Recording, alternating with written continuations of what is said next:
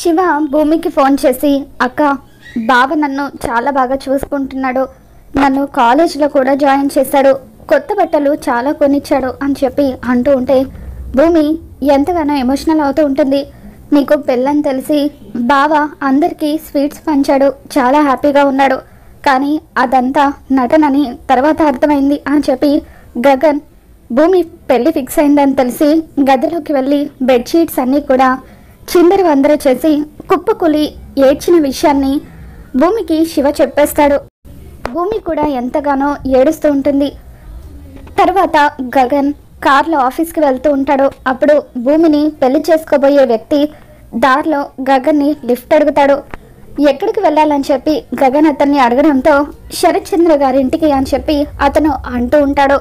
శరత్ చంద్ర గారు మీకు కావాల్సిన వాళ్ళ అని చెప్పి గగన్ అంటూ ఉంటే, నేను ఆయన కాబోయే అల్లుణ్ణి అని చెప్పి అతను అంటూ ఉంటాడు. ఇక దాంతో గగన్ ఒక్కసారిగా షాక్ అవుతూ లోపల బాధపడుతూ, అమ్మాయి లేకుండానే పెళ్లి చూపులు జరిగిపోయాయా, మరి అమ్మాయికి ఈ పెళ్లి ఇష్టమో లేదో కనుక్కోలేదా అని చెప్పి గగన్ అంటూ ఉంటాడు.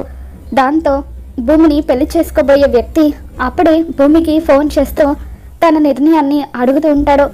మరి భూమి తనకు ఈ పెళ్లి ఇష్టమేనని చెప్తుందా, లేదంటే ఇష్టం లేదని చెప్తుందా, ఏం జరగబోతుందో మళ్ళీ మన ఛానల్లో తెలుసుకుందాం. ఈ వీడియో మీకు నచ్చినట్లయితే తప్పకుండా లైక్ చేయండి.